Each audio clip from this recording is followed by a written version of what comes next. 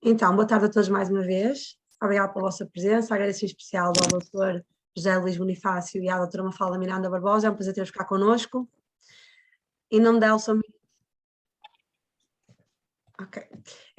Minha, agradecemos mais uma vez a presença de todos. É com muito gosto que vos recebemos. Então, hoje estamos aqui para discutir o direito dos animais. O que nos trouxe aqui foi as contradições do novo estatuto jurídico, desde aí até às novas problematizações dos direitos dos animais.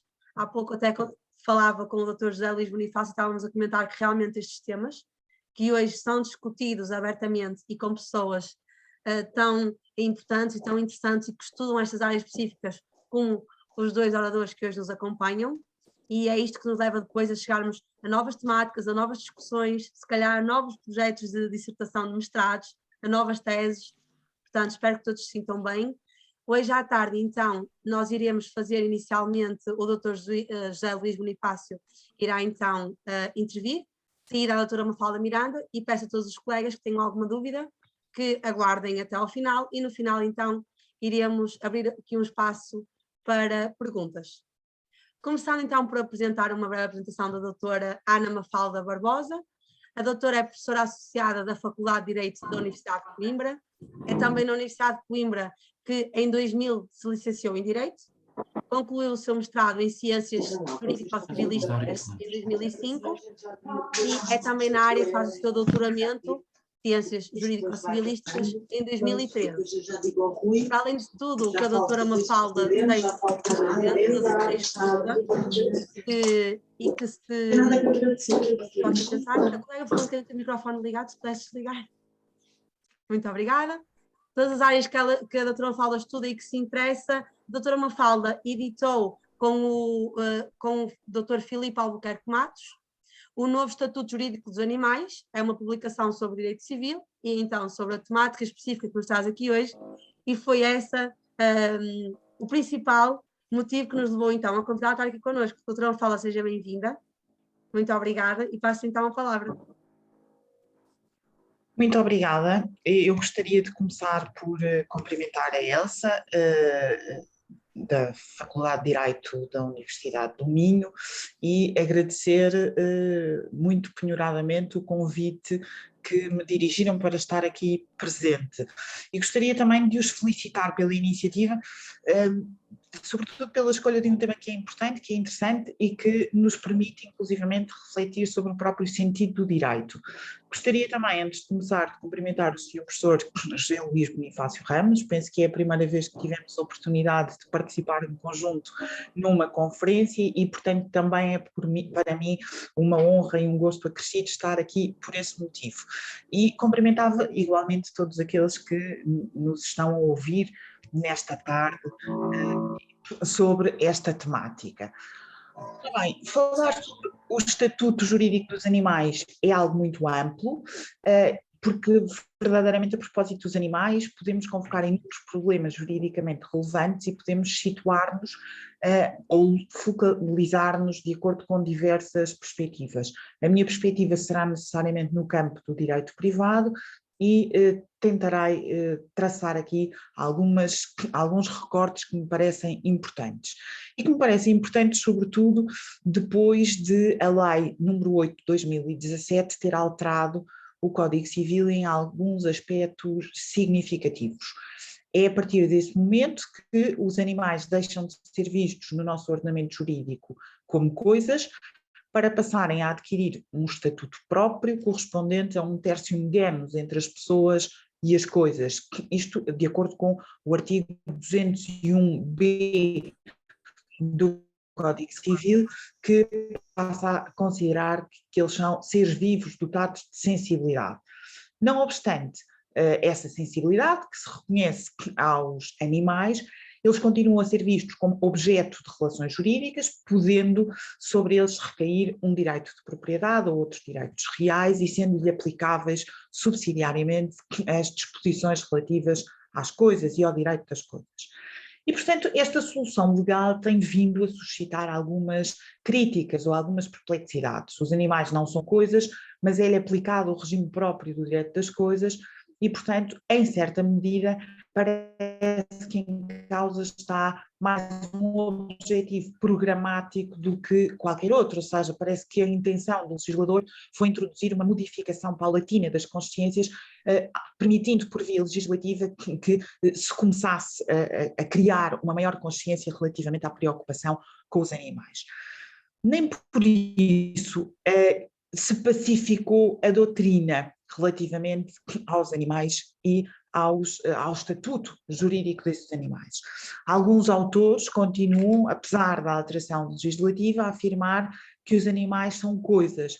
Por exemplo, o professor Paz de Vasconcelos considera que estamos aqui perante coisas semoventes, porque entende que a qualificação não é uma tarefa do legislador, resulta das soluções legais que são dispensadas a uma determinada realidade e, verdadeiramente, ao direito das coisas é inerente uma coisa, o direito das coisas aplica-se aos animais, portanto, os animais seriam aqui vistos como coisas semoventes.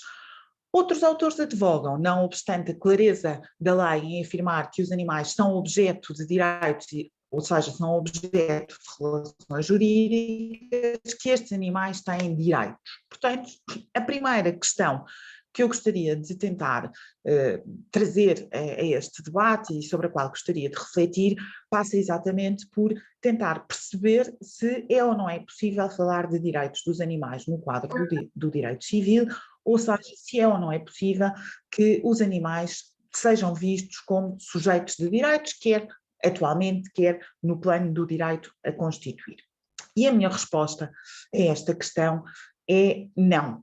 Não me parece que seja possível nós configurarmos aqui direitos dos animais, não me parece que seja possível configurar os animais como sujeitos, embora eu saiba que esta minha posição é também ela suscetível de diversas críticas e de diversa perplexidade por parte de outras pessoas. Não é possível, desde logo, porque não é possível responsabilizarem-se os animais. E, portanto, este dado, pensado em termos de reciprocidade de direitos e deveres, mostra-nos, no fundo, que não faz sentido que sejam vistos como sujeitos de direitos no quadro de uma relação jurídica, não podem ser titulares passivos da mesma relação, ou não podem ser titulares do lado passivo dessa mesma relação.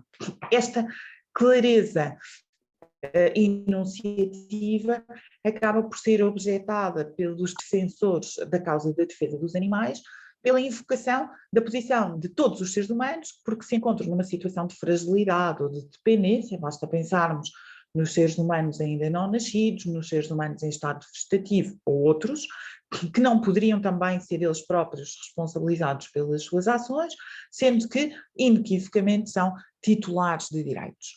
Simplesmente este argumento, esta tentativa de analogia não colhe. E não colhe porque não está na dependência do direito atribuir ou não atribuir direitos às pessoas.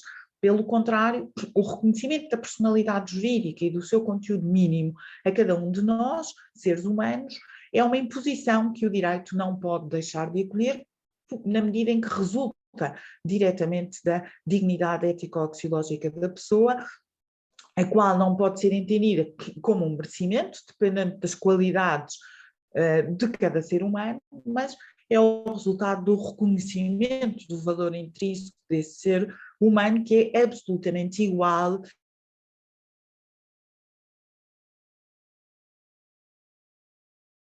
e que me provoca, na sua situação de absoluta vulnerabilidade, permite-me assumir a minha integral dignidade ao construir a minha pessoalidade pelo cuidado que eu lhe vou devotar ao relembrar-me da condição do que fui e da condição do que serei.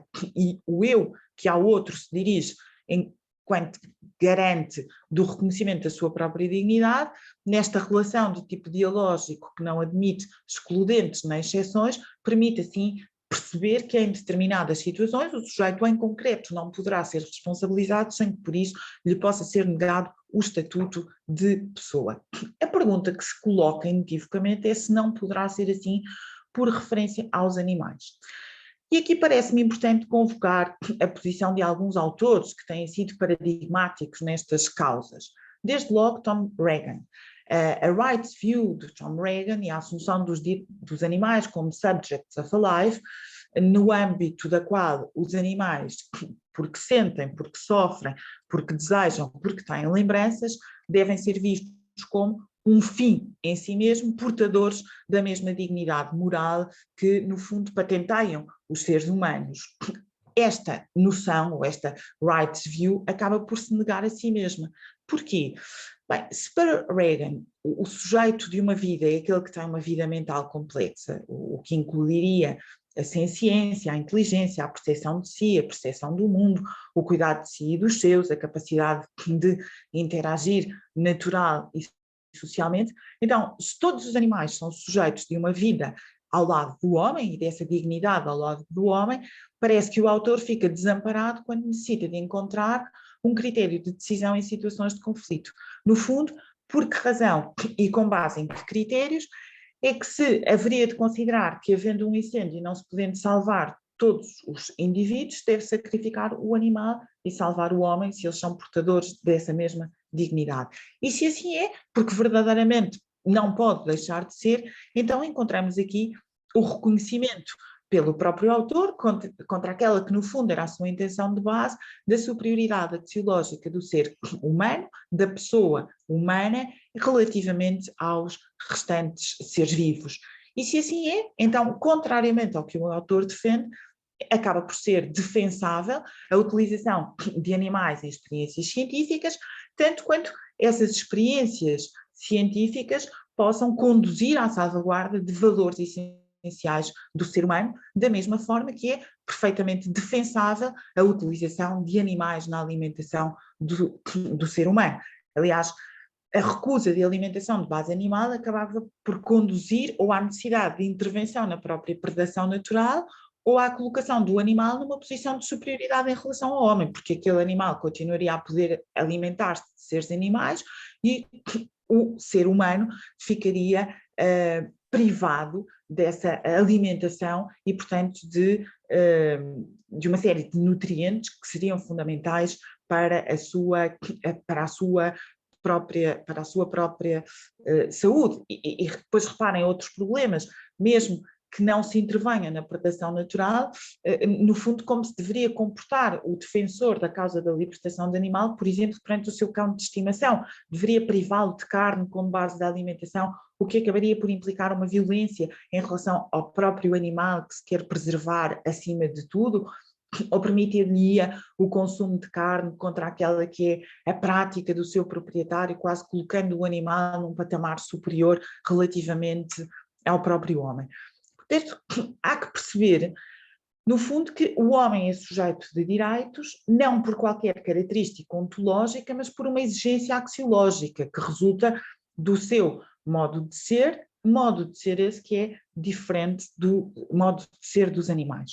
Aos animais vai faltar o agir ético, vai faltar o agir finalista, a dimensão espiritual, vai faltar a dimensão da alma. Só o homem é um ser superior a si e ao mundo, porque só o homem é capaz de se transcender pelo saber, pelo conhecimento, pelo transcender ético, religioso e metafísico, e, portanto, tentar capturar os animais na mesma categoria do homem acaba por implicar desdignificar o homem pelo abandono dessa transcendência, pela sua redução à animalidade ou pela elevação do animal à humanidade. E em qualquer dos casos acaba por ser inaceitável porque empobrecedor da própria pessoalidade. Mas para além destas perspectivas, nós somos confrontados com outras que apresentam outro tipo de argumentos no que diz respeito à defesa da posição dos animais como seres dotados de direitos, portanto como sujeitos. E penso designadamente nas posições utilitaristas de Peter Singer. Para este autor, o princípio da igualdade deve ser compreendido como igualdade na consideração dos interesses, o que exige que se atribua o mesmo peso aos interesses semelhantes que sejam afetados por cada uma das nossas ações. Se todos os seres vivos têm interesse em não sofrer, esse interesse deve ser considerado de forma igualitária, decorrendo daí a proscrição de toda a prática que provoque dor aos animais. No fundo, os animais teriam um direito ao não sofrimento. E a fronteira do reconhecimento do direito seria exatamente a senciência, a sensibilidade e alguma consciência a esse sofrimento. Daí que, para Peter Singer, um cavalo ou um porco possam ser mais valiosos do que um bebê recém-nascido, exatamente pela consciência ou falta de consciência. Aliás, Peter Singer não hesita em defender como plausível, pela falta de consciência do sofrimento, o aborto, o infanticídio, a eutanásia, mesmo a eutanásia involuntária, de seres que estejam, por exemplo, de seres humanos que estejam em coma vegetativo, mas rejeita a alimentação animal, exceto no limite, quando ela não envolva sofrimento por parte do animal ou quando os animais não sejam conscientes e não sintam dor, como, por exemplo, no caso das galinhas. Ferida de morte, no fundo, a tentativa de estabelecer um contínuo de espécies, quer ele radique no valor intrínseco dos animais, quer ele radique na consideração dos interesses, torna-se inviável pensar nos animais como sujeitos de mundo. A consideração da igual dignidade intrínseca dos animais afeta a dignidade do homem, porque o reduz à sua animalidade. A igual consideração dos interesses deixa-nos privados do alicerce axiológico que permite e implica a elevação do homem a um patamar superior. Nós temos aqui, no fundo, algum ficcionismo de reconhecermos aos animais a mesma dignidade que os outros nos atribuem como pessoas, a ausência de um intersubjetivismo pela impossibilidade de os seres irracionais nos dirigirem o tal olhar ético, determinam a falência da perspectiva que pretende transformar os animais em sujeitos de direitos.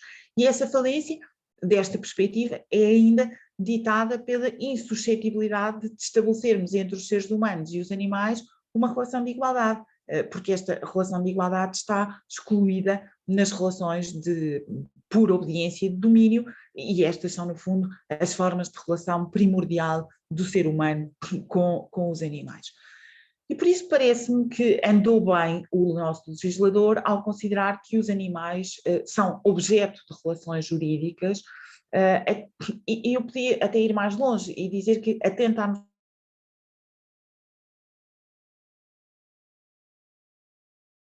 noção jurídica de coisa, que não coincide com a noção de coisa, do sentido dessa qualificação, ainda que se dispensasse uma proteção especial para os animais, como existe relativamente a outras coisas. Verdadeiramente, parece que há aqui ainda outros problemas no que diz respeito ao Código Civil e a este novo regime ou a esta nova disciplina. É que, bem vistas as coisas, se nós pensarmos na nova configuração e no novo estatuto dos animais, em face da nova disciplina civilística, nós não estamos aqui perante um poder titulado pelo sujeito ativo da relação jurídica que seja exercido no próprio interesse do animal e, portanto, nós nem sequer podemos falar aqui de poderes funcionais ou de direitos funcionais ou de poderes deveres. O Código Civil, por outro lado, não restringe a sua disciplina relativa aos animais, àqueles animais que nos suscitam uma maior simpatia. Os cães, os gatos, sequer aos animais de companhia. E, portanto, não é pensável, por exemplo, que um produtor de porcos ou de vacas exerça o seu direito de propriedade sobre os animais no interesse desses mesmos animais, de modo a convolá-lo nesse poder dever. E se nós pensarmos no cão que cada um de nós tem em casa, ele serve os interesses dos proprietários, interesses de guarda, de companhia ou outros interesses compatíveis com a sua natureza. É claro que isto não implica que não haja deveres em relação aos animais.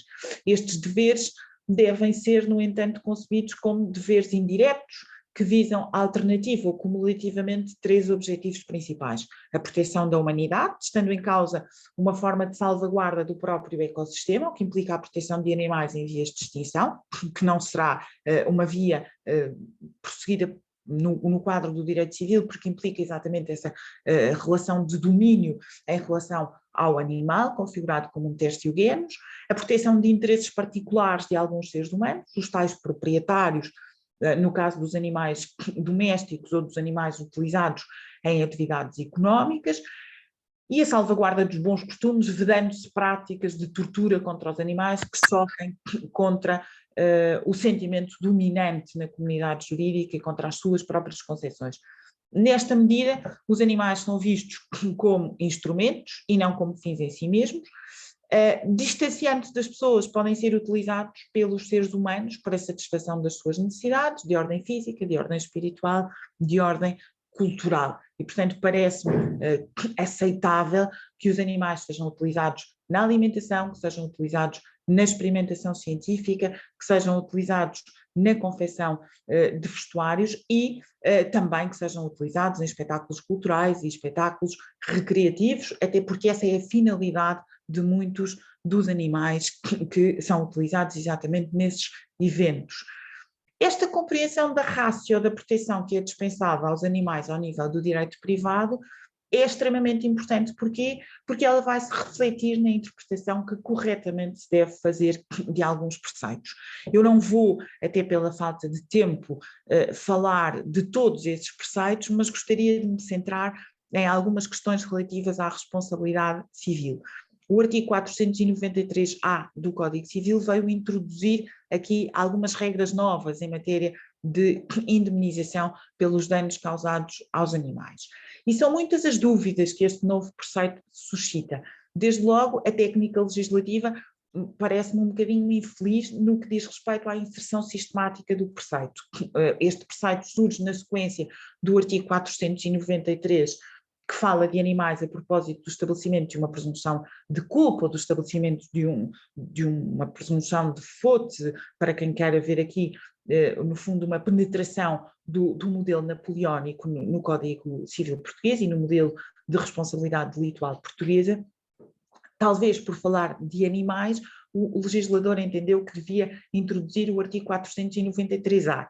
Parece-me que o artigo, ou aquilo que o artigo 493-A disciplina, deveria ter surgido na sequência dos artigos 495 e 496 do Código Civil, exatamente porque estas são normas que tratam de questões atinentes aos danos. Independentemente dessa questão, há aqui outras questões mais substanciais que me parecem também ser particularmente relevantes.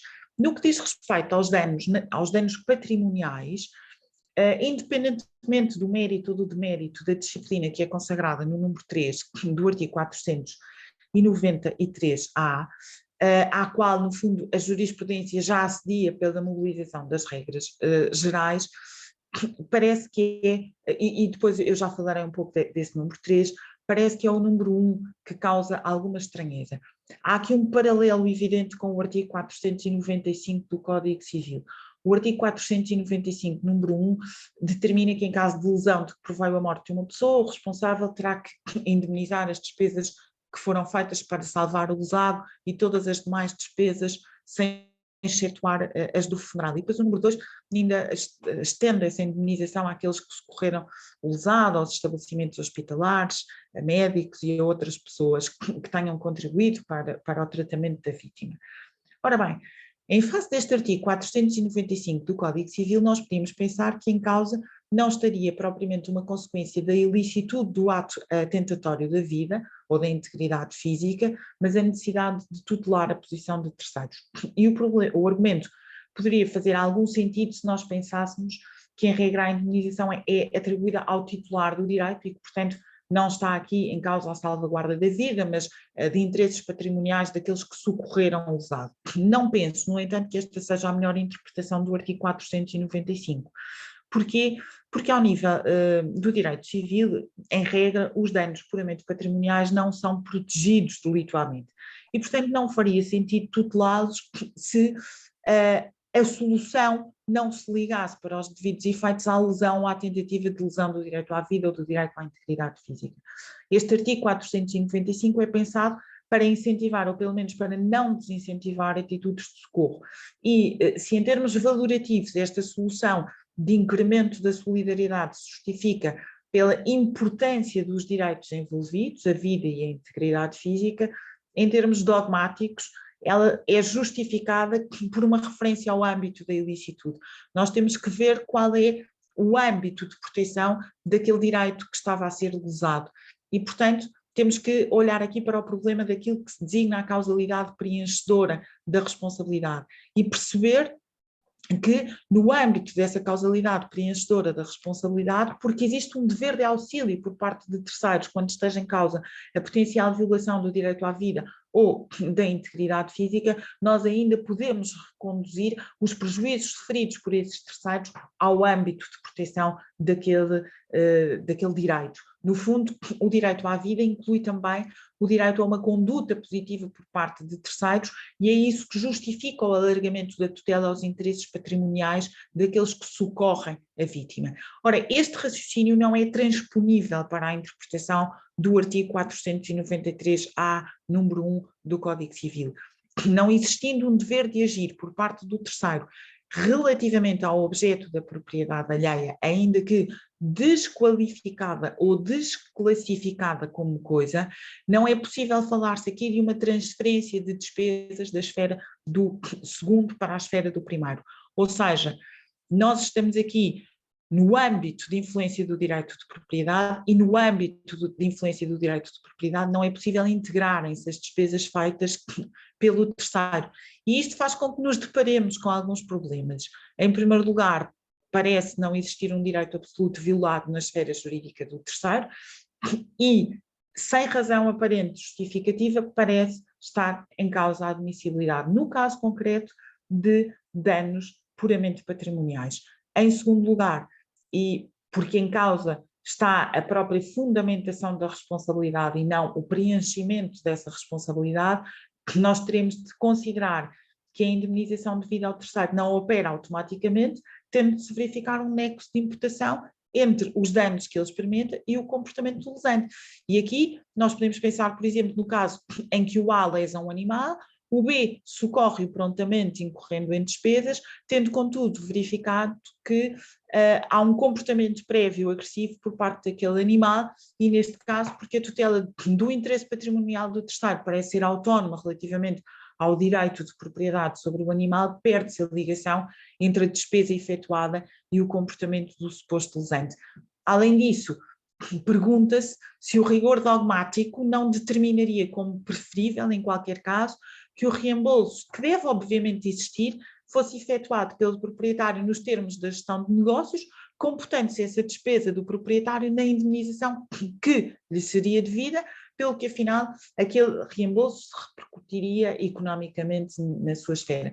Aliás, por essa via nós garantiríamos a priori a inexistência de um reembolso que não ultrapassasse as regras do enriquecimento sem causa, se não houvesse conformação da atuação do terceiro com o interesse e a vontade do dono do negócio.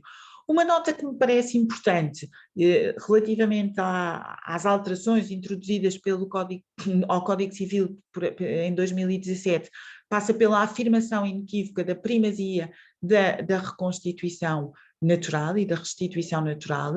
É uma solução que em geral é advogada por alguns autores, por exemplo o professor David Magalhães, num estudo de pendor histórico que remonta ao direito romano, defende-o e congratula-se de facto com esta introdução desta solução, ainda que confinada aos problemas dos danos causados aos animais. Outra questão, para terminar, que eu gostaria de abordar, passa pelos danos não patrimoniais. A compensação dos danos patrimoniais sempre foi muito controversa na doutrina. O artigo 496 veio resolver essa controvérsia, admitindo e consagrando uma ampla cláusula de compensação dos danos não patrimoniais, desde que eles assumam uma gravidade suficiente que justifique a tutela do direito. Nem por isso se eliminam todas as dúvidas em torno da compensação dos danos não patrimoniais. E se alguns autores sustentam que tais danos podem resultar da lesão de bens patrimoniais, outros autores parecem rejeitar esse posicionamento. No que diz respeito a esta possibilidade de, pela lesão de um direito de natureza patrimonial, se vir a gerar um dano não patrimonial suscetível de indemnização, ou melhor, de compensação, eu tenho vindo a defender que me parece aceitável e me parece desejável. De facto, a sua emergência, ou a emergência destes danos não patrimoniais, explica-se como resultado da dimensão axiológica do direito subjetivo, que, para lá do seu conteúdo concreto, apresenta uma ligação estreita à pessoa, à qual vai buscar o seu sentido e o seu fundamento últimos. Por outro lado, pode explicar-se também, noutras situações, pela preterição de uma ou mais faculdades inerentes ao conteúdo do direito subjetivo violado. E se no primeiro caso nós somos confrontados com danos morais propriamente ditos, a traduzir-se em dores, angústia, ansiedade, sofrimento, saudade, etc. No segundo caso, nós lidamos com os danos extrapatrimoniais, de que aqueles são apenas uma categoria. A este propósito, tem-se tentado autonomizar uma categoria específica, o chamado dano de afeição, enquanto dano não patrimonial resultante de uma relação sentimental que liga o sujeito titular do direito a uma coisa. Há muitos autores que negam a sua pertinência, dizendo que estes danos não seriam graves, que correr-se-ia ao risco de comercialização de determinados bens da personalidade, etc. Não me parece que haja aqui motivo para não indemnizar ou não compensar o dano da afeição. Porquê? Porque se eles de facto não assumirem gravidade suficiente que justifica a tutela do direito, não passam pelo crivo do artigo 496. A jurisprudência tem vindo ao longo do tempo a admitir essa compensação do dano da afeição e tem vindo a admiti-lo relativamente aos danos sofridos pelo animal, o animal que fica incapacitado, o animal que morre e, portanto, o seu proprietário ou aquele que estabeleceu com ele uma relação de afeição acaba por sofrer e muitas vezes sofrer consideravelmente. O fundamento normativo das decisões jurisprudenciais é encontrado no artigo 496, denotando-se que o interesse tutelado é o interesse do proprietário e não o interesse do animal autonomamente considerado. Do mesmo modo, tem-se vindo a considerar que não poderá haver compensação pelo eventual sofrimento de um terceiro que assista à morte de um animal. Por exemplo, no acórdão do Supremo Tribunal de Justiça de 11 de outubro de 2005, veio-se considerar que os sofrimentos morais, que as dores e violências infligidas aos animais e aos espetáculos em barrancos causavam aos associados de uma associação de proteção dos animais que os atingiam na sua sensibilidade, entendeu-se que não mereciam aqui qualquer proteção e não deveriam ser tidos em conta para efeitos de um eventual cálculo de uma indemnização. Portanto, a introdução do artigo 493-A, número 3 do Código Civil, quando fala ou quando aborda a problemática dos danos não patrimoniais, não implica uma modificação radical no quadro normativo relativo aos animais. Importa, não obstante, esclarecer aqui alguns pontos que me parecem fundamentais, sob pena de, a partir das alterações legislativas, se subverter a intencionalidade que subjaz ao próprio ordenamento jurídico. Em causa está designadamente a correta interpretação da remissão para o artigo 496. A aplicação do artigo 493-A, número 3, não é automática nem imediata. Exige-se uma averiguação ponderada dos requisitos do artigo 496, bem como dos critérios do 494, para o qual somos remetidos por esse artigo 496. Outro problema que tem sido suscitado pela remissão do artigo 493-A, número 3, para o 496, prende-se com a questão de saber se a indemnização pode ou não ser atribuída a um terceiro que, não sendo proprietário do animal, estabeleceu com ele uma importante relação afetiva. A dúvida levanta-se pelo facto, no caso da morte da pessoa, o artigo 496, número 2 e número 3, admitir a possibilidade de compensação dos danos não patrimoniais sofridos pelos familiares sobrevivos. Ora bem, quanto a este ponto, eu penso que devemos considerar que há boas razões para entender que os danos sofridos pelos familiares sobrevivos, no caso de seres humanos, são danos diretos. E compreendido desta forma o artigo 496, não é viável pensar que a remissão que para ele seja feita a partir do artigo 493-A pode determinar, mesmo que dependente da verificação de requisitos de gravidade ou de merecimento da tutela do direito, o surgimento de um direito indemnizatório a favor de quaisquer terceiros. Está bem? Ainda que se pudesse entender esta remissão como uma forma de resolução por via legislativa de um problema imputacional, à semelhança do que acontece ao nível dos comportamentos que causam a morte ou a lesão da integridade física de uma pessoa, teríamos que encontrar aqui um ponto de ancoragem da ilicitude que é polarizada nesse terceiro, não bastante a invocação de um qualquer sofrimento. Mas parece ser de admitir a compensação de um dano de um não proprietário pela morte de um animal de companhia, com o qual ele tenha efetivamente estabelecido em algumas situações muito especiais alguma relação de afeição. Por exemplo, naquela situação em que o sujeito não é proprietário do animal, mas em que o animal de companhia lhe servia de cão-guia. Porquê? Porque nesse caso, de facto, a perda daquele animal pode afetar uma dimensão essencial da personalidade do sujeito. Do mesmo modo, eu acho que se pode admitir a compensação de um não proprietário pela morte de um animal de companhia, que a qualquer título se mantinha na sua detenção quando esse animal era a única forma de se manter ativo ou servia como instrumento fundamental para a recuperação de uma qualquer patologia, e bem assim naquelas situações em que o sujeito utiliza o animal no desempenho de uma atividade desportiva, de uma atividade profissional, que fica deste modo frustrada. Reparem, aliás, que em hipóteses como esta, porque o titular do direito de propriedade acaba por não desenvolver com o animal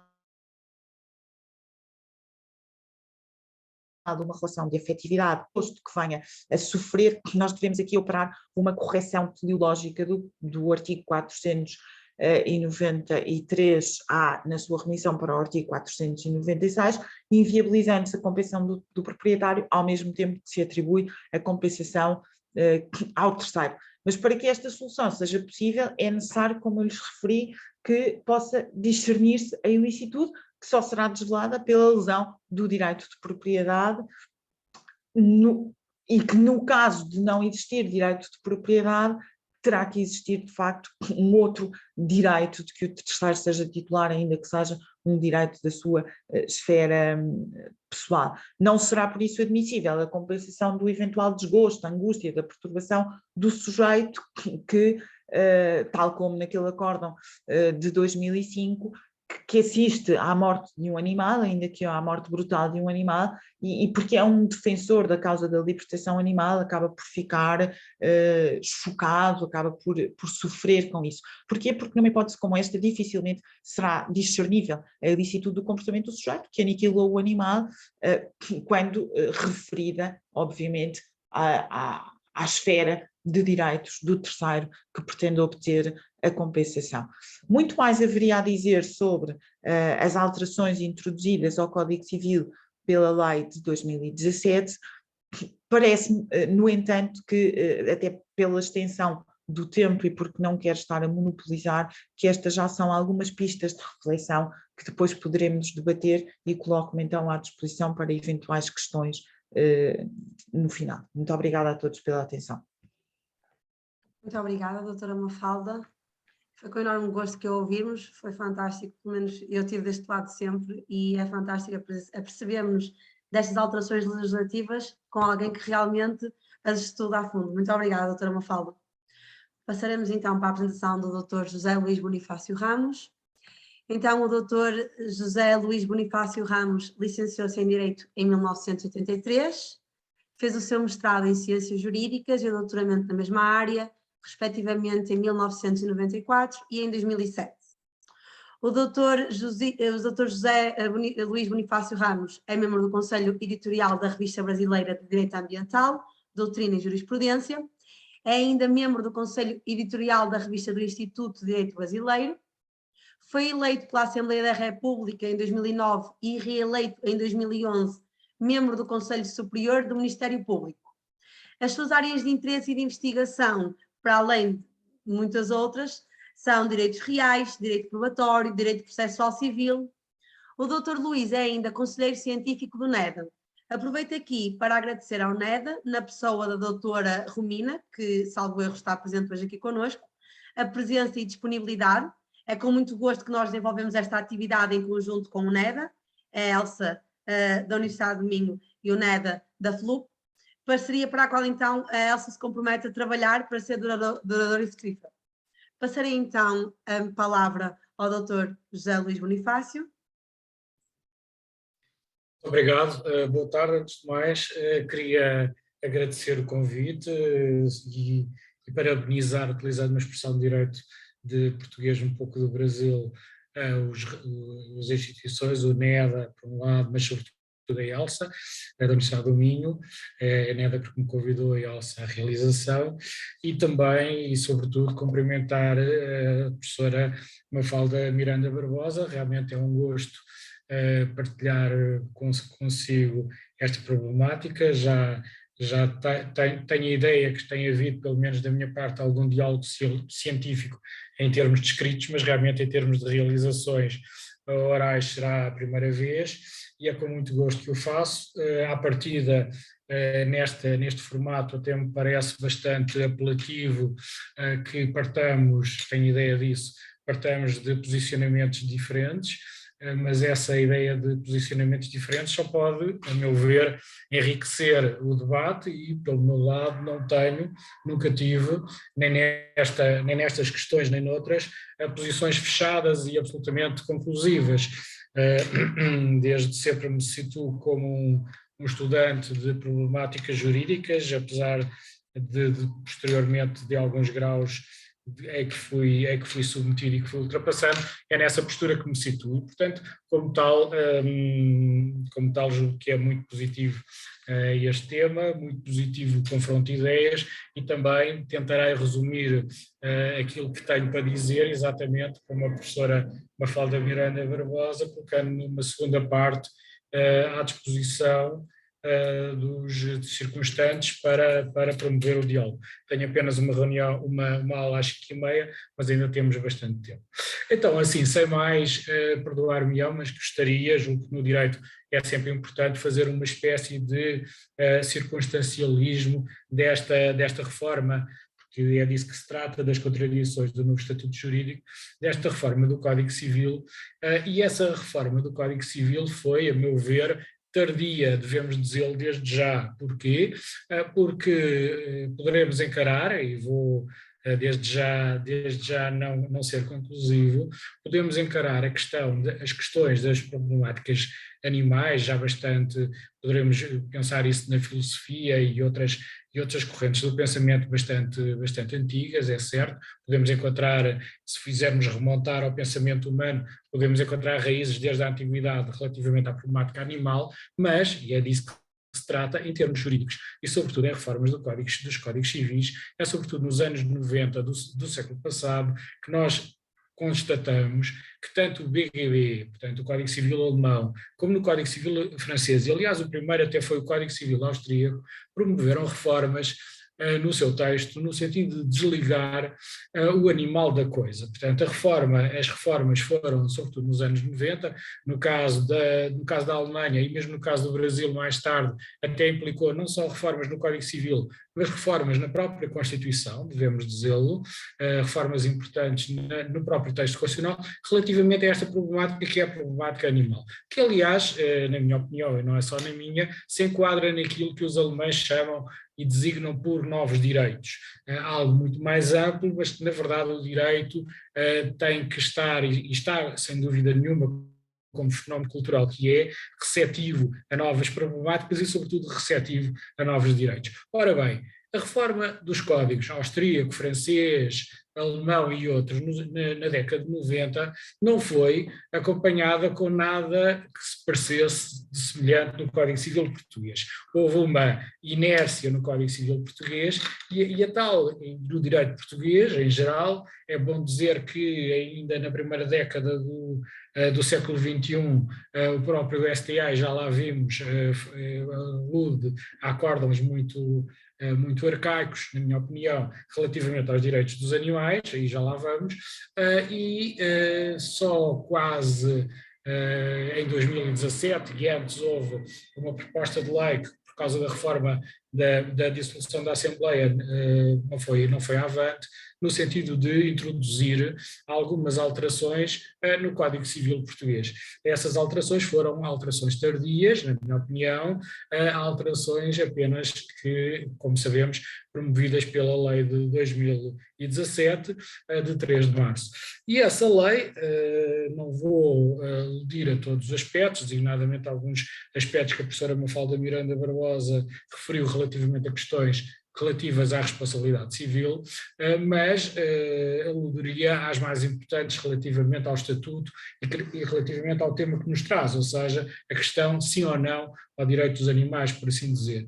E, na verdade, devemos dizer, parece-me claro, apesar de também foi referido ainda haver doutrina que vem existindo, que os animais são coisas, parece claro que a inserção no Código relativamente ao artigo 202, no caso o artigo 201b, é no sentido de desligar o animal da coisa. Portanto, na verdade, com a reforma de 2017, respeitando imenso opiniões em contrário, não nos parece possível que aceitar ou concordar com a ideia de que o animal continua a ser uma coisa. Mas, a partir daí, ou seja, a partir deste consenso, que julgo que a professora Mafalda Miranda Barbosa, aliás, julgo não, tenho a certeza pelo que eu vi e pelos seus escritos, me acompanham, estamos de acordo nesse ponto, a partir daí existe o dissenso, ou seja, se o animal deixou de ser coisa, a partir de 2017, o problema é, a partir daí, qual é a caracterização. Mas eu, antes de entrar na natureza jurídica do que, em minha opinião, é o animal a partir de 2017, queria referir 3 ou 4 aspectos da reforma que eu, pessoalmente, já tive a oportunidade de escrever designadamente no Manual de Direitos Reais na segunda edição, que sou bastante crítico relativamente a essa reforma. Julgo que é uma reforma contraditória, portanto, à partida devemos dizer desde logo isso, é uma reforma contraditória, é uma reforma incompleta, é uma reforma infeliz. E é uma reforma até, na minha modesta opinião, uma reforma tecnicamente desadequada. É infeliz porque, na verdade, desliga o animal da coisa, mas depois tem, vamos lá ver, prescrições legais que são, sem dúvida alguma, contraditórias. Eu não vou, porque também, obviamente, quero cumprir o tempo que me foi reservado, não vou ser demasiadamente exaustivo, mas deixava uma nota que é, sem dúvida alguma, bastante paradigmática, para não dizer outra coisa, que é o seguinte: é claro, nos termos do artigo 201b, por contraste com o artigo 202, que os animais deixaram de ser coisa, mas é surpreendente que no artigo 201d de Dinamarca, o regime subsidiário dos animais seja, afinal, o regime das coisas. Logo, à partida,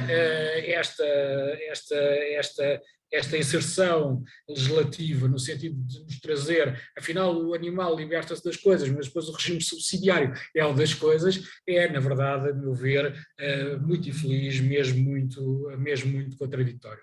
Esse é o ponto que, desde logo, colocava em cima da mesa. O primeiro. Mas o segundo, e a meu ver, a esse nível, talvez o ponto que eu considero de maior relevo, a professora Mafalda Miranda Barbosa referiu outros aspectos que, com certeza, e há reflexões bastante importantes sobre a reforma de 2017, que nos podem trazer asserções no sentido conclusivo, num sentido ou noutro, mas eu queria colocar em cima da mesa o importante artigo 1305A. Se, à partida, como disse, na perspectiva das coisas, os animais não são coisas, mas depois temos o regime subsidiário. Nem isso, amiga.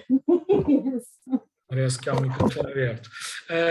Na perspectiva do artigo 1305A, temos claramente um artigo que é autónomo em relação à propriedade das coisas. A propriedade das coisas é o 1305, e no 1305A vemos que, afinal, esta ideia de bem-estar, de respeitar as características de cada espécie, estou a ler o 1305A, observar no exercício dos direitos as disposições relativas à criação, à reprodução, à atenção, à proteção de animais, à salvaguarda das espécies em risco, eu diria, basta olhar para o conteúdo do artigo 1305 e olhar para o artigo do artigo 1305A, que é com dificuldade, apesar do legislador designar propriedade, é com dificuldade que eu considero que o artigo 1305A confira uma verdadeira propriedade, repito, uma verdadeira propriedade de animais. Desde logo porque o regime da propriedade, o conteúdo da propriedade é sobre coisas e sobre coisas corpóreas. É disso sempre que nós aprendemos. A grande diferença dos direitos reais é exatamente a incidência sobre coisas e sobre coisas corpóreas, e para além dessa petição de princípio, o conteúdo do artigo 1305A não é compatível com o regime proprietarístico. Na minha modesta opinião, o regime do artigo 1305A tem mais a ver com uma titularidade, uma ampla titularidade animal, que não é, na verdade, de propriedade, porque bem sabemos que a propriedade evoluiu muito desde o direito romano. Hoje já não podemos falar numa propriedade quase ilimitada, ou o tal usos, frutos e abusos, nesses sentidos do direito romano, muito evoluiu, há limites, mas com certeza que estas exigências do artigo 1305A não nos parece que sejam cabíveis com algo que tenha a ver com propriedade, mas sim com uma titularidade bastante distinta. Há autores a este nível que, a propósito disso, e como sabemos, a professora Mafalda Miranda Barbosa citou alguns, já lá iremos, que aludem relativamente aos animais numa ideia que, a meu ver, é muito mais feliz. Aliás, não digamos que esse instituto existe só no estrangeiro, ainda recentemente, não tão recentemente assim, o professor Barreto Menezes Cordeiro, o tema de tese de doutoramento dele era sobre isso. Estou a pensar nos trust, portanto seria muito mais cabível pensar em trust sobre animais do que propriamente na propriedade. Portanto, na verdade, para mim, o artigo 1305A, se posso dizer mal do regime subsidiário, para mim, o artigo 1305A é com certeza um lado inovador e importante no sentido da caracterização dos animais, e já lá vamos ver o que é que são, na verdade, os animais, se são coisas, se são objeto de direitos, se são terciogéneos ou se são algo mais. E depois há questões realmente infelizes, e lá voltamos à contraditoriedade, que é, obviamente, os artigos 1318, que também ainda não foi referido, mas que eu chamo a atenção, o artigo 1318 e o artigo 1323. Ou seja, se quer desligar o animal da coisa, no artigo que referimos do 201B, afinal, não só o regime subsidiário é o regime das coisas, como afinal também os regimes das chamadas aquisições originárias, ou seja, da ocupação e do achamento. Temos aqui no 1318 ocupação, animais e coisas móveis, e depois 1323 animal e coisas móveis relativamente ao achamento. Portanto, outra vez, infelicidades do regime jurídico de 2017. Na verdade, temos inovações, e inovações que se saúdam, e temos contradições, e daí que me parece, cumprimento mais uma vez os organizadores, me parece muito feliz o tema contradições do novo Estatuto Jurídico, porque exatamente o novo Estatuto Jurídico enferma de grandes contradições e, a meu ver, devia de ser rapidamente revisto, pois que fica muito aquém de uma nova realidade, que é a realidade da problemática animal, e portanto me parece que haveria que avançar, e haveria que avançar nestes termos. Eu devo dizer, sem grande ao fim, detalhe relativamente a isso, que essa ideia de lógica dominial, por assim dizer, que resulta ainda dos artigos 1318 e 1323, é bom dizer que tem sido arredada pelos estudiosos dos animais. Já lá vamos, se são direitos ou não, desde Francione e a outros, a Favre e a outros, que hoje em dia muito aludem a questões como, por exemplo, até a Antártida, a Lua, etc., sobre a não lógica proprietarística ou dominial. Aliás, Favre até diz, é possível hoje falarmos sobre propriedade na Antártida e na Lua? E ele diz não. Então, por que é que falaremos em propriedade sobre o gato-zão? Certamente o gato-zão não tem a propriedade que se encara relativamente à minha caneta ou aos meus óculos. a desconformidade dessa tutela de propriedade é clara e me parece evidente. Há que nos afastarmos dessa senda, a meu ver, proprietarística e dominial. A reserva, a dissemelhança nessa matéria, a meu ver, é muito clara. E para além do mais, devemos dizer que este chamado novo Estatuto Animal, o novo Estatuto Jurídico Animal de 2017, não implicou apenas, e devemos sublinhar também este ponto, uma reforma apenas, somente, do Código Civil. A reforma abrangeu, para além do Código Civil, também o Código de Processo Civil e também, gostaria de sublinhar esta parte, o Código Penal. Houve reformas ou alterações importantes em artigos do Código Penal, no sentido de proibir toda a espécie de violência contra seres vivos e, portanto, essas ideias, nomeadamente o sofrimento cruel, as graves lesões, etc. Portanto, esta ideia me parece também muito importante relativa ao tal estatuto animal. E já agora que falamos em reformas, não é pior dizê-lo que depois de 2017 aconteceu algo relevante ainda em termos de quadro legislativo.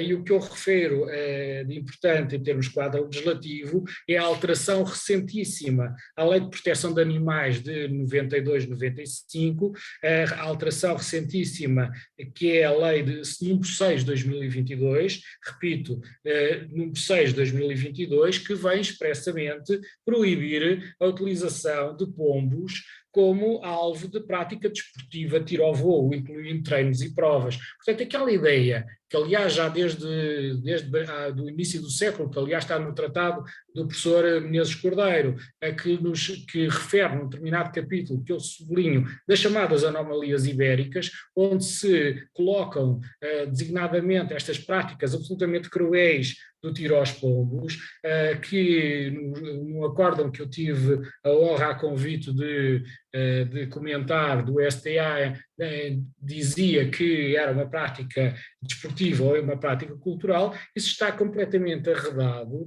pois que, na verdade, o sofrimento animal dessas práticas é absolutamente cruel e absolutamente não compatível com a modernidade dos tempos de hoje, que o legislador entendeu e bem, em conformidade com a reforma do Código Penal, obviamente suprimir, e aliás a meu ver já estava suprimida há muito tempo, certamente suprimida numa reforma, numa revisão e numa revogação, que é uma revogação tácita, agora acaba por ser expressamente com esta alteração do 6 de 2022, relativamente à prática absolutamente inacreditável dos tiros aos pombos. Não há aqui nenhuma prática desportiva e mesmo as questões culturais, bem sabemos que a cultura tem que avançar, uma coisa é a tradição, que na verdade tem que ser revista, outra coisa é a cultura que tem que ser atualizada. Portanto, sob pena de ainda poderemos, em nome da tradição, pensar nos combates de gladiadores a tudo mais, todas essas ideias grotescas. Portanto, como certamente compreenderão, o meu posicionamento é o de que não só o tiro aos pombos devia e foi proibido, e bem, como as próprias touradas o deviam de ser. Aliás, a minha opinião, olhando para o Código Penal e relativamente à proibição de maus tratos, das duas uma, ou o touro não é um animal, ou na verdade não há maus tratos numa tourada, mas é claro que há maus tratos numa tourada e, portanto, não me parece compatível uma coisa e outra. Em nome da tradição e da cultura, isso levava-nos longe, mas, portanto, o meu posicionamento é claramente que também as touradas são algo absolutamente incompatível com a modernidade do século XXI e com a proteção dos animais, que deve rapidamente ser eliminada e suprimida em nome e basta pensar em normas até do direito da União Europeia e normas gerais e mesmo as normas que já existem designadamente no Código Penal. Mas avançando, e sobre isso, é esse o outro plano, ou seja, eu seguindo a opinião não só do professor Oliveira Ascensão, mas mais uma vez me permito evocar a memória do professor Oliveira Ascensão, recentemente falecido, pois foi uma das pessoas com quem eu mais aprendi, designadamente Direitos Reais, e me deu a honra de ser o meu orientador de doutoramento. Ora, dizia ele, e defendeu sempre ele, que na verdade devemos primeiro ver ou estudar o regime jurídico para depois avançar para uma ideia de natureza jurídica. jurídica. E, portanto, perante isto, perante o regime jurídico em vigor, como digo, que foram alterações importantes ao Código Civil, mas devemos já dizer que também devemos colocar em cima da mesa as alterações ao Código Penal e agora a recentíssima alteração a esta Lei de Proteção dos Animais, que a meu ver está absolutamente descaracterizada e que devia ter uma reforma total, mas enfim, é melhor isto do que nada. A questão que se coloca em termos de natureza jurídica é simplesmente, de uma maneira muito simples, estamos numa coisa, e se na verdade, para além de uma coisa, pode ser um objeto de direitos ou mais do que isso. Ora, se, para não perdermos tempo, se deixou de ser uma coisa, parece que estamos todos de acordo, a dúvida é saber se temos uma ideia de objeto de direitos ou, mais do que isso, a ideia de um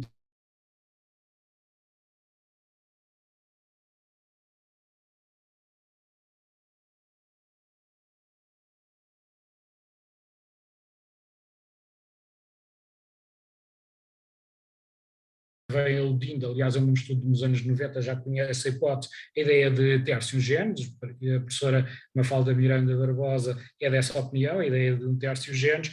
Eu pessoalmente considero que também aí tenho que divergir.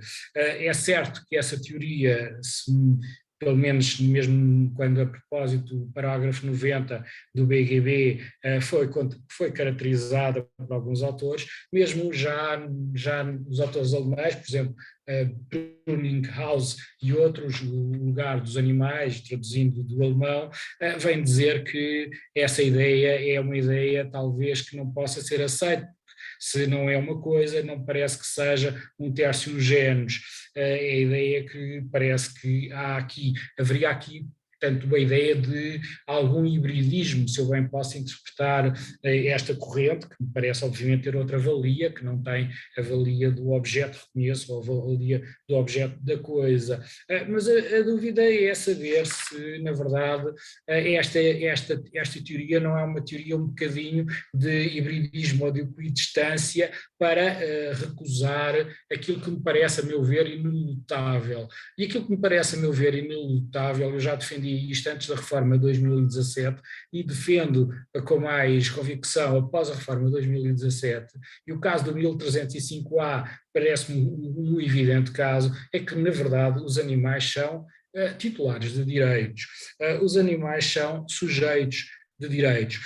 Poderemos, obviamente, referir diversas problemáticas filosóficas, éticas, ideológicas.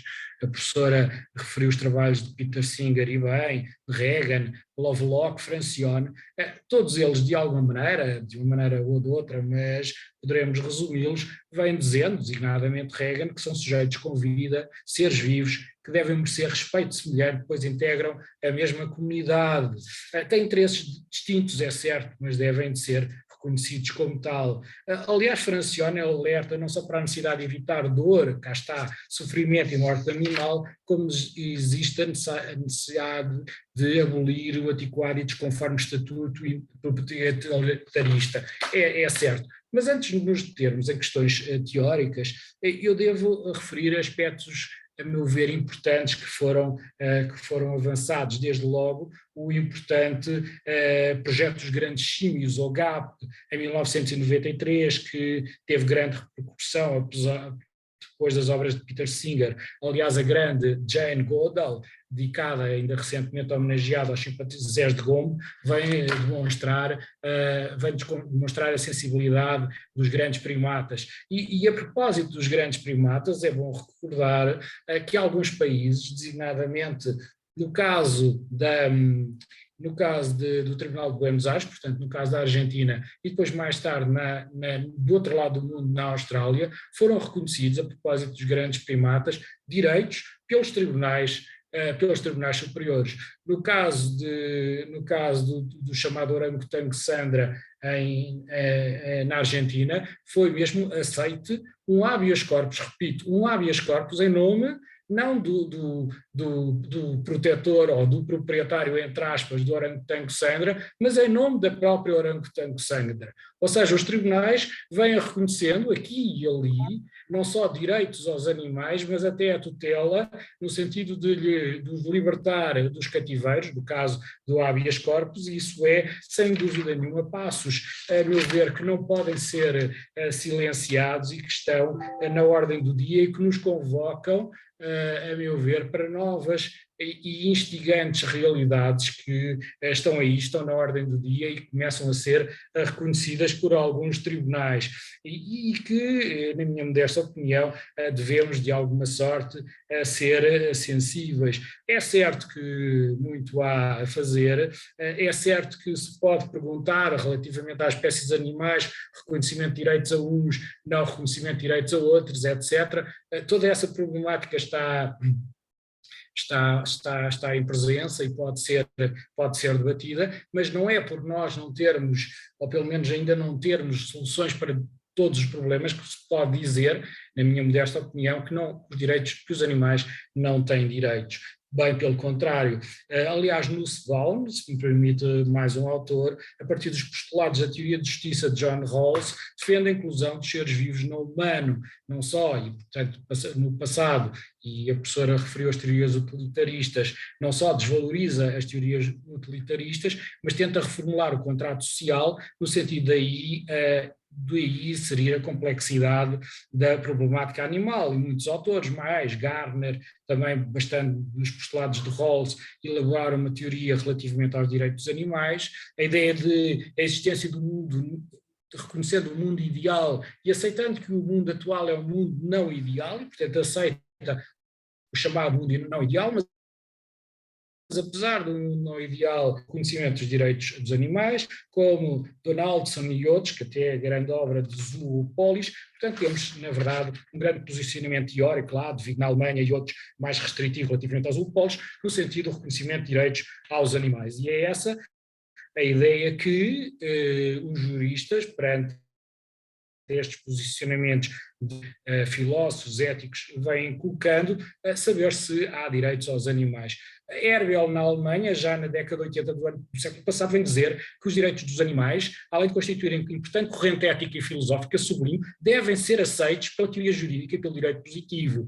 Em sua opinião, havia que ponderar, e já estamos a falar no fim do século passado, a construção de direitos específicos para os animais, enquanto categorias especiais de direitos subjetivos, estou a citar, dado não haver entrave em configurar o animal como titular de direitos e, naturalmente, como verdadeiro sujeito jurídico. Ou seja, se o animal é um ser vivo, enquanto unidade vital individualizável, deve assumir capacidade jurídica, algo que o ordenamento não restringe aos seres humanos, mas admite inclusivamente, é bom dizê-lo, pessoas coletivas. A professora Mafalda Miranda Barbosa, a esse nível, peço desculpa de a citar, mas é no bom sentido, como compreenderá, ao falar na exigência axiológica, o homem é um ser superior,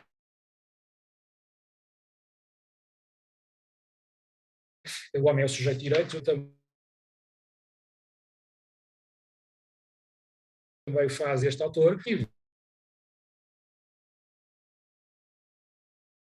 dos homens, a quem são atribuídas, a quem é atribuída a personalidade jurídica. E, aliás, já que falamos em outras realidades, é bom dizê-lo, que está em cima da mesa, tem estado em cima da mesa a atribuição de personalidade jurídica, de sujeito, entendendo como sujeito de direito, realidades que não são só agora atualmente as pessoas coletivas.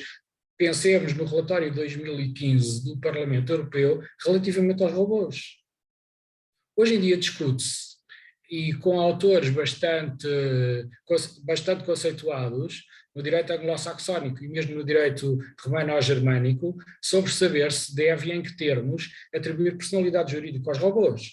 Portanto, nós estamos perante uma modernidade que ultrapassa, como disse no início, muitíssimo a problemática dos animais e que devemos refletir sobre se os paradigmas anteriores podem ou não, a meu ver, devem ser alterados no sentido de compreender a problemática animal, porque ela é não só uma quimera, mas como algo que está na ordem do dia e, sobretudo, qualquer dia temos o problema de atribuir direitos aos robôs e não atribuir direitos aos animais. Dir-me-ão, toda esta questão está absolutamente terminada, não estará, há muito a fazer, sobretudo no direito positivo.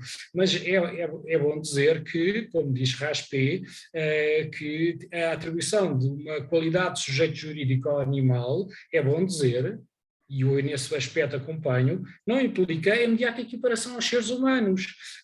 Na verdade, há dificuldades a prefigurar uma teoria completa, é aceito, relativamente à personalidade jurídica do animal, em todas as suas vertentes e consequências, mas na verdade parece-me que esse caminho deve ser feito, e nestes mesmos termos, esse mesmo caminho deve ser feito. Aliás, a esse propósito, e já que estamos a falar em práticas cruéis, também devemos lembrar o caminho feito pelo STF, pelo Tribunal Superior Brasileiro, no sentido de proibir as práticas cruéis, alegadamente, como carnes touradas, alegadamente de índole cultural, que são suscetíveis de causar sofrimento ao animal. Esse será o caso da chamada farra de boi, das brigas de galos, da vaquejada, respectivamente. Todas essas práticas foram declaradas inconstitucionais no Supremo Tribunal Brasileiro.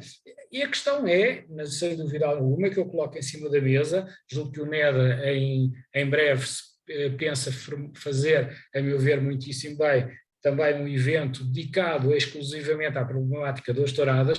Tudo isto tem que ser repensado em Portugal. É certo que o lobby das touradas é um lobby forte, é certo que há, sem dúvida alguma, um público-alvo, e só algumas regiões do país muito, em parte, adeptas das touradas, mas estas questões que estão a acontecer noutros ordenamentos jurídicos, com os mesmos problemas que os nossos, estão a resolver nos termos que eu acabo de descrever. Nada disto nos interessa, nada disto nos deve interessar, na minha opinião, tudo isto nos deve interessar. Aliás, mostra até que o legislador vai, a meu ver, contrariado, arrastando os pés, como arrastou em 2017, arrastou os pés agora em 2022, para finalmente proibir o tiro aos pombos. Eu quero acreditar que este caminho vai prosseguir no sentido de, com certeza, termos uma evolução que é certamente uma evolução positiva. Ou seja, o meu posicionamento é o posicionamento a favor do direito dos animais, encarando o animal como um verdadeiro sujeito jurídico, mas aceitando que muito há a fazer no ordenamento jurídico, no direito positivo, sobretudo no direito positivo português, e portanto, obviamente, que as reformas devem continuar e devem, de alguma sorte, serem mais consequentes do que até o foram, e esse nível me parece, sem dúvida nenhuma, muito importante. Logo, voltando a toda esta problemática, que é a problemática da natureza jurídica, eu também estou a olhar para o relógio e não queria ultrapassar o tempo, eu diria, em sede, e depois também estarei à vossa disposição para o debate, em sede conclusiva, que a atribuição de direitos subjetivos aos animais, ou seja, a subjetivação do animal, acentua, a meu ver, um amplo debate e que deve convocar até aspectos fundamentais da dogmática jurídica, designadamente a revisitação dos elementos da relação jurídica, questionados pela consideração acerca da natureza jurídica do animal, mas sem esquecer as modificações sociais e culturais. É bom dizer, disse isto, mas repito, que o direito deve estar aberto às modificações da cultura. Na verdade, como muitos autores dizem, o que é o direito senão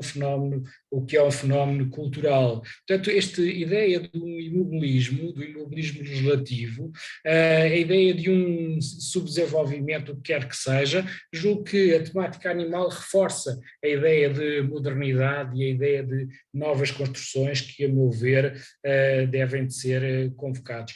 Portanto, a atribuição de personalidade jurídica a pessoas coletivas desmente o tal ideia de monopólio personalista por parte dos indivíduos enquanto pessoas singulares e, portanto, na verdade temos motivos que de alguma maneira justificam, fundamentam a atribuição de personalidade coletiva, personalidade jurídica, não apenas a seres vivos, mas a organizações com o substrato direcionado a prosseguir um determinado fim. E, portanto, nesta mesma matéria, me parece importante que a personalidade jurídica possa ser atribuída não apenas aos grandes primatas, como já aconteceu em argentinos ou tribunais vertebrados.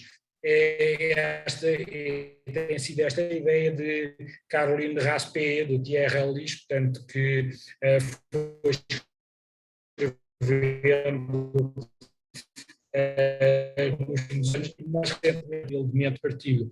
Será, sem dúvida nenhuma, uma enorme ruptura epistemológica, um enorme salto civilizacional, apesar da ocorrência de dificuldades que eu aceito, primeiro a aceitar, relativamente à questão ainda pouco tralhada, a questão da representação, que tenho ideia na última edição do Tratado de Direito Civil do professor Menezes Cordeiro, que ele acompanha a ideia do professor Barreto, portanto do filho, no sentido de colocar ainda os animais numa ideia de objeto e não dar o salto para o animal enquanto sujeito de direitos, que o professor Menezes Cordeiro diz que não o repugna, mas é exatamente por causa do Instituto da Representação não está trabalhado. Eu pessoalmente me parece que há que dar o salto, apesar disso, eu sei que há outros aspectos a ver, e portanto há aspectos consistentes no reforço da tutela jurídica dos animais, mas existem, e é esse o ponto, argumentos incontornáveis, no sentido de justificar que o direito positivo já consagrou, eu repito, já consagrou, não é que deve consagrar, já consagrou a subjetivação do animal, para mim, no artigo 1305A. Portanto, quando distingue o animal da coisa corpórea, e sobretudo quando estipula um preceito dirigido exclusivamente não à propriedade, mas à titularidade animal, como disse, insisto, radicalmente distanciada da propriedade de coisas corpóreas. Importa assim, na minha modesta opinião, prosseguir no sentido de consolidar uma tutela jurídica do animal, à semelhança do que sucede noutros ordenamentos jurídicos, designadamente no direito suíço, que já avançou bastante nesse tempo. Importa, na minha modesta opinião, e com isto me calo, não travar a modernidade. E, portanto, há que vencer, a meu ver, alguns preconceitos mais ou menos prosaicos e que devemos avançar, pois estamos, sem dúvida alguma, no século XXI, já nem sequer no último quartel do século XX, onde outros ordenamentos, até por causa dos animais e por causa do ambiente, como eu disse, promoveram alterações a nível do direito constitucional, que eu pessoalmente até me parece também que fosse importante, mas já não basta o direito civil, o direito penal e agora a última alteração que foi feita relativamente à revisitação de direitos humanos confrontados com direitos animais, motivando, é certo, estas reflexões que são acerca de, se quisermos, uma nova geração de direitos, nas quais essa nova geração de direitos deve-se incluir o direito dos animais. Teria muito mais para dizer, mas também exatamente cumprindo o tempo que me foi concedido, eu agora estava à disposição para dúvidas, perguntas, questões, agradecendo uma vez mais a paciência com que me ouviram. Muito obrigado. Muito obrigada, Dr. José Luís Bonifácio Ramos, foi com muito gosto que o ouvimos. Eu também acompanhei desde o início ao fim a sua apresentação e sem dúvida que foi fantástica e muito elucidativa. Muito obrigada. Agradecemos mais uma vez também à doutora Mafalda Miranda Barbosa. E então, agora abriremos aqui um momento de dúvidas. Qualquer pessoa queira intervir, pode simplesmente ligar o seu microfone e a câmara, por favor, e então, ou então só o microfone, se não se sentir à vontade, e esteja à vontade para intervir. Boa tarde, posso intervir? Sim, claro, colega, à vontade, por favor. Gostaria, obviamente, de felicitar os oradores deste evento, a senhora professora Mafalda Miranda Barbosa e o professor José Luís Bonifácio Ramos. Eu sou Marisa Quaresma dos Reis, sou doutoranda na Faculdade de Direito de Lisboa e também fui a anterior provedora municipal dos animais de Lisboa. e acho que esta discussão veio-me avivar realmente algumas convicções que eu já tinha e que são partilhadas felizmente pelo professor Bonifácio Ramos. Fiquei muito satisfeita e muito empolgada com a sua intervenção. Infelizmente não cheguei a tempo da intervenção da senhora professora Mafalda Miranda Barbosa, mas certamente que teria enriquecido bastante estas conclusões. Não há dúvida nenhuma de que o artigo 1305A é tudo menos um artigo sobre propriedade. Isto tem sido debatido nas várias pós-graduações em Direito dos Animais e, de facto, é uma boa pista para aquilo que nós queremos fazer com o novo Estatuto dos Animais no Código Civil.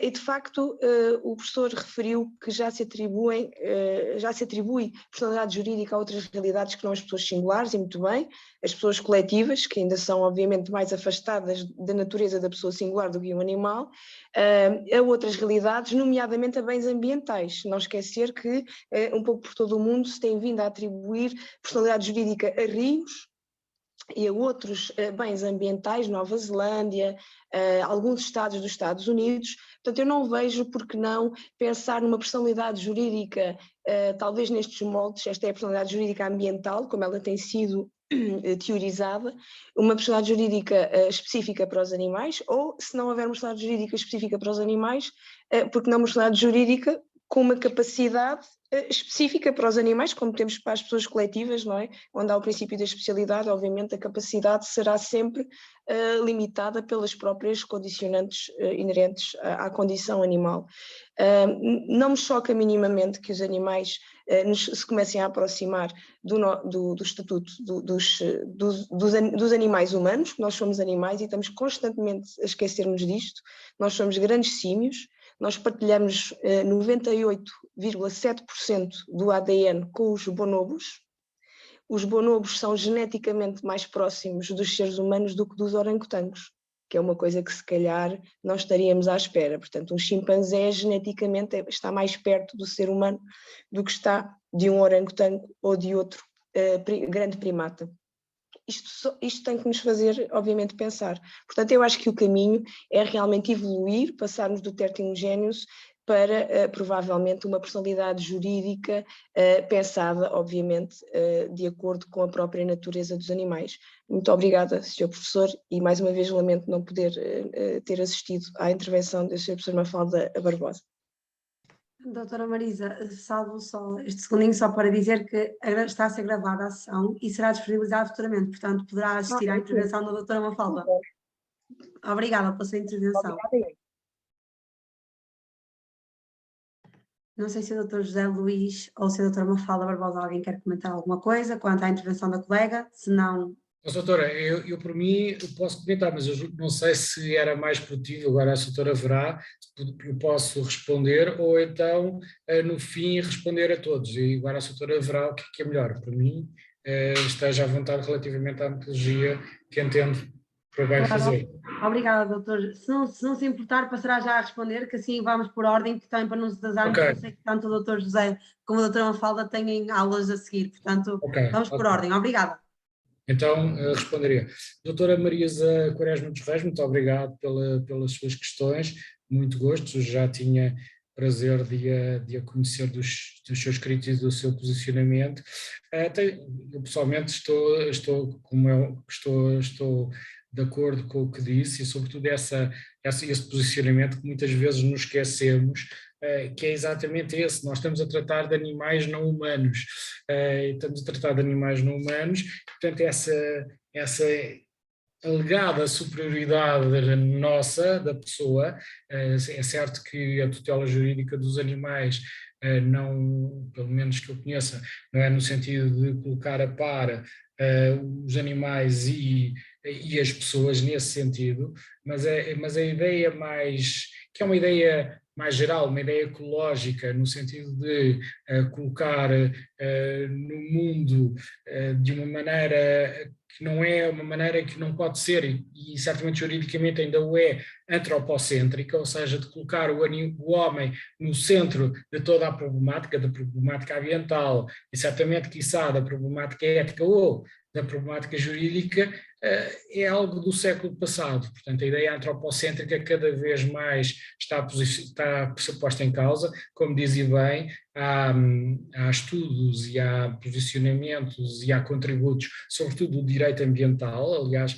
como sabe, no direito brasileiro e noutros ordenamentos jurídicos, muitas das vezes há ligações entre o direito do ambiente e a problemática animal, e depois as questões dos animais até se evoluíram e se autonomizaram. Há um autor brasileiro, Daniel Braga Lourenço, que exatamente destaca da problemática ambiental as questões dos animais, mas sem dúvida nenhuma que se nós tirarmos o foco do homem como centro do universo e o colocarmos numa perspectiva que é uma perspectiva de mundo de evidência, talvez consigamos ter outra abertura relativamente a estas problemáticas. Portanto, estou inteiramente de acordo e agradeço a sua questão. Eu, pelo contrário, estou totalmente em desacordo, como aliás decorre da minha intervenção inicial, não só porque acho que as melhores correntes metodológicas e filosóficas continuam a apontar o homem e a dignidade intrínseca ao homem, entendido como pessoa, que é uma categoria ética ou axiológica, no centro da fundamentação do direito, da ética, etc., como, do ponto de vista dogmático, é inconcebível pensar-se na personalidade jurídica dos animais na medida em que eles não podem ser titulares de deveres, não há possibilidade de responsabilização dos animais e, portanto, tentar criar uma personalidade jurídica em que do lado ativo da relação jurídica nós conseguimos encontrar o animal, do lado passivo o animal estará necessariamente ausente, parece-me de todo em todo absolutamente inviável.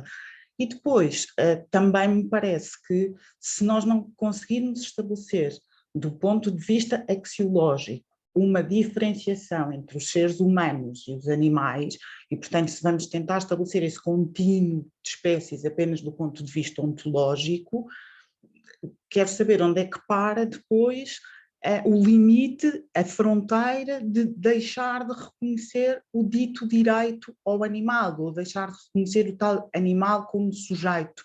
Ou seja, porquê a diferença entre uma barata e um cão? Se do ponto de vista ontológico nós fazemos este contínuo de espécies que não permite essa diferenciação entre seres humanos.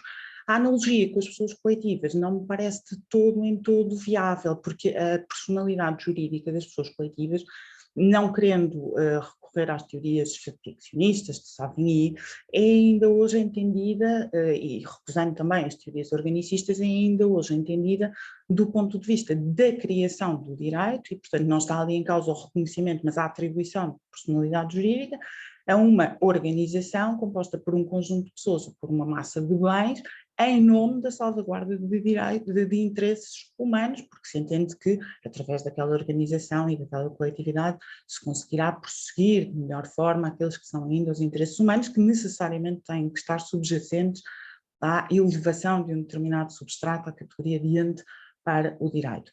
E a essas pessoas coletivas está associado um determinado património que permitirá depois responder e permitirá exatamente que elas sejam também titulares de determinados deveres.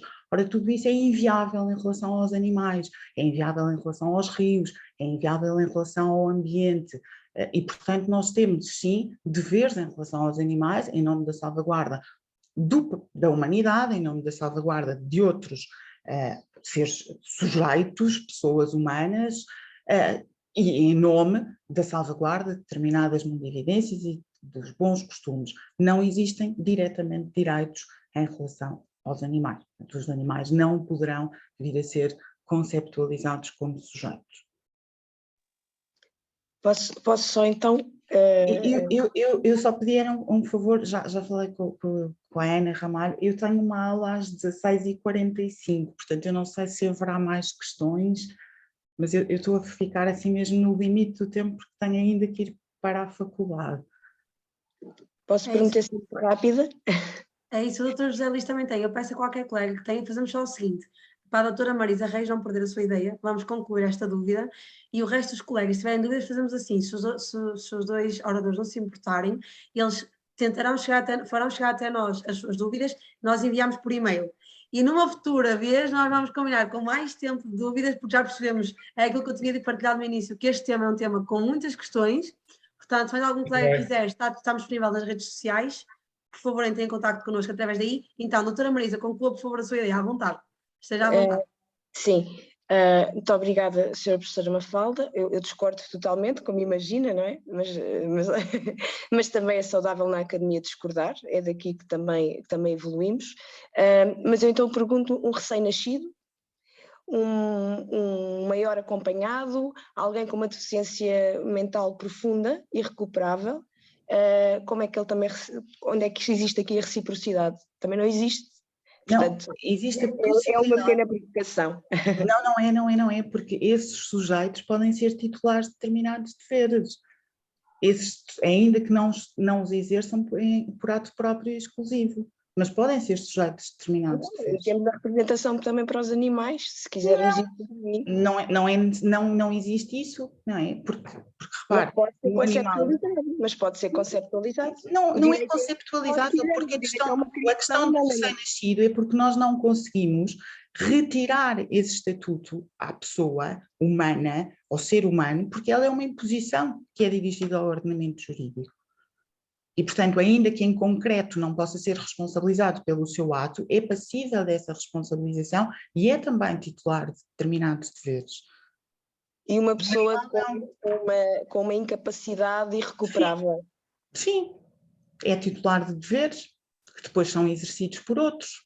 Pronto, há quem não concorde, No caso dos animais, isso é inviável. E depois, é sempre, se nós vamos estabelecer esse contínuo de espécies, onde é que está a fronteira, onde é que está o limite, não é? Em 2012, com a Declaração de Cambridge, estabeleceu-se um primeiro limite para nos ajudar num caminho, porque isto é um caminho, não é? Portanto, mas depois esse limite acaba por ser incoerente também. Fazíamos aqui o primeiro corte na ciência, o professor Alfredo Migliori, que tem uma tese muito interessante sobre os direitos dos primatas, que foi defendida na Universidade de São Paulo, defende que podíamos avançar primeiro com os primatas, precisamente porque nos é mais fácil pela proximidade genética e pela proximidade das próprias capacidades cognitivas. Mas é um processo, não é?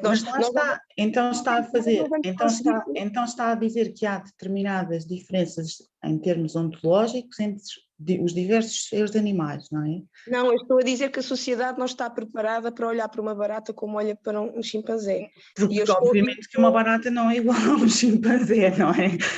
Acho que não está preparada e não vai estar preparada. Se calhar para a natureza até é, mas para o nosso olho humano não é. Mas se calhar o nosso olho humano detecta ali diferenças consideráveis. Ainda bem que não... Eu só posso, para mim eu tenho mais simpatia por um chimpanzé do que tenho por uma barata. Mas isto sou eu que sou humana. Se calhar a baratinha gosta mais da baratinha do que o chimpanzé gosta da baratinha, eu percebo, mas isso é humanizar os animais. Isso é antropomorfizar os animais. Isso é dar aos animais características que são tipicamente humanas, não é? Eu tenho mais simpatia pelos chimpanzés. Mas a questão não pode ser, mas a questão não pode basear-se no critério. Mas eu não estou a dizer que o critério não pode ser o critério da simpatia, porque senão mas é o que eu ia dizer. As pessoas têm simpatias por cobras e por tarântulas. Mas eu não estou a dizer que o critério de simpatia pode ser aplicado ao direito. Eu acho que o direito é uma construção humana e é mais fácil avançar por aquilo que também é mais fácil de absorver pelo ser humano. E acho que é um processo. Eu acho que daqui a 200 anos toda esta discussão vai estar totalmente obsoleta. Eu gostava muito de estar aqui daqui a 200 anos ninguém vai ter dúvidas da diferença entre o primata e a baratinha. Calhar já nem estamos cá, senhora professora. Se não isso não estamos de certeza a biodiversidade, se calhar já nem estamos cá. Eu de certeza absoluta que não estou, nem quero estar, porque daqui a 200 anos devo estar insuportável. Estou a falar da espécie humana. Muito obrigada. Vou dar a oportunidade a outros. É que isto é um tema que mexe muito comigo e então eu quero só dizer isto, eu gostava de ficar aqui o resto da tarde, mas é que eu tenho alunos mesmo à espera e portanto... Obrigada, doutora Mafalda, era isso. Eu vi que a doutora Eunice levantou a mão, também já temos aqui 2 questões no chat, eu já as guardei, a doutora Eunice peço-lhe que me faça chegar a questão pelas vias digitais, portanto vou-vos libertar, que sei que vocês têm as vossas obrigações profissionais. Muito obrigada, doutor José Luís Ramos, muito obrigada, doutora Mafalda Barbosa, até uma próxima, foi um prazer estar convosco. Obrigada a todos os colegas que estiveram aqui presentes connosco também. Obrigada, doutora Marisa, pela sua intervenção. Eu ia só ocupar 30 segundos porque tenho que correr mesmo. Coimbra tem a vantagem de não ter muito trânsito, portanto eu espero conseguir chegar a tempo. Vai conseguir. Eu queria reiterar os meus agradecimentos à Elsa, à Ana Ramalho, e queria reiterar o meu gosto que foi ouvir o Sr. Professor José Luís Bonifácio Ramos. Temos, obviamente, opiniões diferentes, mas eu acho que isto é salutar e que estas conversas são enriquecedoras. Agradecer muito também à Sra. Marisa estas intervenções finais e pedir desculpa por esta correria, mas eu às vezes tenho este defeito, que é tentar dizer que sim a tudo, e depois o tempo não é elástico Claro. e não tenho o dom da ubiquidade. Pode ser que daqui a 200 anos alguém tenha. Obrigada, doutora. Ora, também eu todos. agradeço e também tive muito gosto em participar com a professora neste debate e também estou à disposição para debates posteriores. Com certeza isto foi apenas o início. E relativamente à organização também queria agradecer, e não sei se tem o meu e-mail da faculdade, jlrabes@fdulisboa.pt, portanto peço que disponibilizem aos participantes e obviamente estarei à disposição. Muito obrigado. Muito obrigada, até uma próxima. E parabenizo a realização do evento. Muito obrigada. Desculpem a pressa final. Muito obrigada. Até uma próxima, com licença, vou encerrar a sessão.